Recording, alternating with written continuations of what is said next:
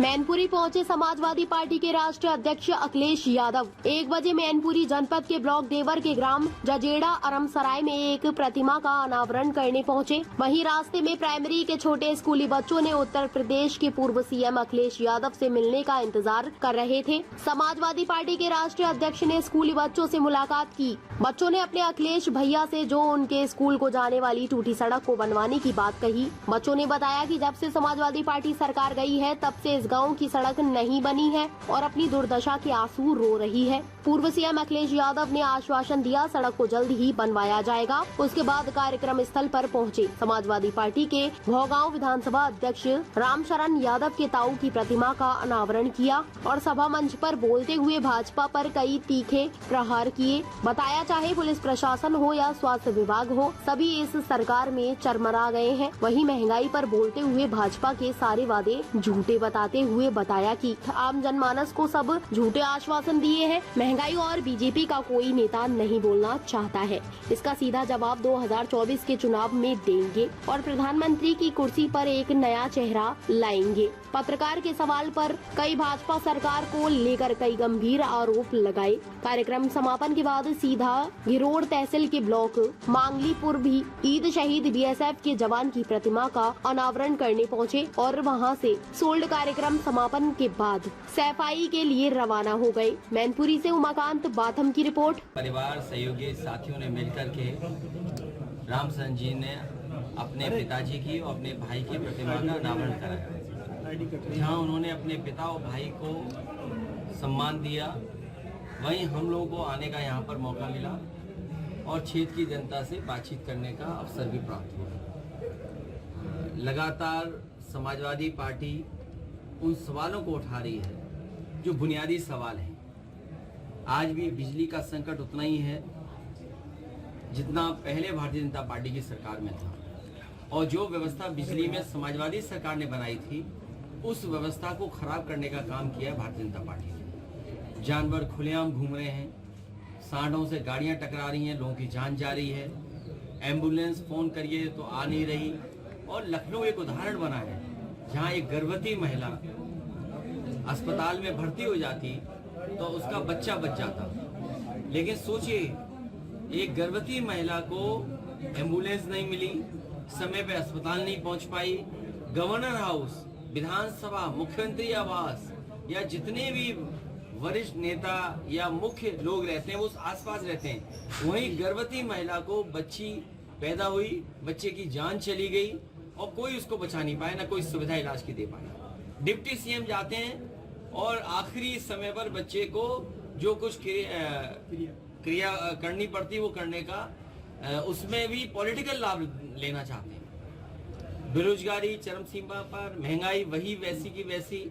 और महंगाई तो लगता ये है कि अपने जमाखोरों को ये लाभ पहुंचा रहे हैं। जो जमाखोर लोग हैं, जो चीजें जमा कर रहे हैं, उनको मुनाफा पहुंचाने के लिए भारतीय जनता पार्टी जानबूझ करके महंगाई लाने का काम कर रही है। भैया, अभी चंद्रशेखर और राष्ट्रीय लोकदल के प्रमुख अजीत सिंह को लेकर के, जयंत चौधरी को लेकर के जो है बीजेपी ने, और मुझे दुख इस बात का है कि मीडिया भी उसमें शामिल हो जाता है, या वो लोग जिनको इन्फ्लुएंसर कहा जाता है, और वो इन्फ्लुएंसर नहीं है, वो बीजेपी के पैसे पर इन्फ्लुएंसर हैं।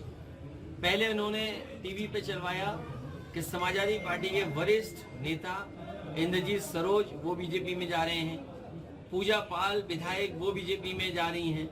तो ये बीजेपी की रणनीति है जिससे कि आप और हम टमाटर की बात ना करें। वो जानते हैं कि टमाटर की बात हम लोग छेड़ेंगे, क्योंकि एक दुकानदार को जेल भेज दिया, उसके बाप को, बेटे को, दोनों को जेल भेजा। आज टमाटर की कीमत नहीं कम कर पा रहे हैं, तो जब टमाटर की कीमत नहीं कम कर पाए तो नया जुमला क्या उछालें। तो ये जो जुमला उछाला जा रहा है बाजार में या मार्केट में मीडिया के थ्रू, वो इसीलिए है कि हम आपसे टमाटर की बात न करें। तो जी कांग्रेस के नेता है रणदीप सुरजेवाला, उन्होंने कहा है कि सुप्रीम कोर्ट से कोई होगा तो हो सकता है कोई ऑब्जेक्शन उठाए उसमें। टीएमसी के कार्यक्रम में ममता फॉर पीएम के पोस्टर लगाए गए। अरे तो अच्छी बात है। शुभेंदु अधिकारी ने कहा है कि स्पेशल 26 की पहली दावेदारी। देखिए, ये तो कार्यकर्ता होते हैं, मंच से कभी कभी हम लोगों के भी नारे लगा देते हैं, कि अगला प्रधानमंत्री कौन हो, तो ये तो वर्कर करता है। और अगर वर्कर किसी पॉलिटिकल पार्टी का वो सपना देख रहा है तो वो सपना खराब नहीं है, उससे तो लोकसभा के सांसद ही तो ज्यादा जीतेंगे और बीजेपी हारेगी। तो इसीलिए हमें आपको खुश रहना चाहिए। विपक्ष की एकजुटता में जो मोदी जी ने अभी संसद में कहा कि एनडीए में 2 बार आई लगा दिया, मैं को घुसेड़ दिया और अपना एक इंडिया बना लिया, इसको लेकर उनकी इस टिप्पणी को लेकर क्या कहते हैं? इंडिया चाहे उसमें डॉट लगा दो, इंडिया हमारा इंडिया बिना डॉट का इंडिया है और संग में पीडीए है। तो अगर उन्हें कुछ पूछना हो पीडीए पे पूछ लें। इंडिया को लगातार घमंडिया बोल रहे हैं। वो इसलिए कि वो अपना बता रहे हैं कि वो कैसे हैं। जो बता रहे हैं वो अपने आप को बता रहे हैं कि मैं ऐसा हूँ। देखिए, मैनपुरी शहर में लगातार तमाम महान विभूतियों की मूर्तियां लगाई जा रही हैं। उसमें कल परसों जगजीत सिंह यहाँ आए थे, उनसे पूछा गया कि समाजवादी पार्टी की यहाँ की जो डेलीगेशन है उनसे मिला और नेताजी की मूर्ति लगाने की बात कही। उन्होंने कहा कि अखिलेश यादव अगर मुझसे निवेदन करते हैं तो मैं विचार करूंगा कि नेताजी की मूर्ति कहीं लगवाई जाए। नेताजी इतने बड़े नेता रहे हैं, लेकिन भ्रष्टाचार तो है ही बीजेपी की सरकार। आचार्य प्रमोद कृष्ण ने कहा कि जो 41 FIR हुई है वो एक शहीद की बेटी थी, ऐसा कम से कम बेटियों को तो बख्श दे बीजेपी के लिए। बीजेपी कोई भी सच्चाई बर्दाश्त नहीं करती। यूपी में भ्रष्टाचार तो ऐसा है जिसकी आप कल्पना नहीं कर सकते। यूपी में हो सकता है मध्य प्रदेश से ज्यादा भ्रष्टाचार हो और मध्य प्रदेश की आगे लोग यूपी में भ्रष्टाचार कर रहे हो। आप बुंदेलखंड एक्सप्रेस से पता करिए, क्या मध्य प्रदेश के लोग ही आकर के यूपी में भ्रष्टाचार किए कि नहीं किए।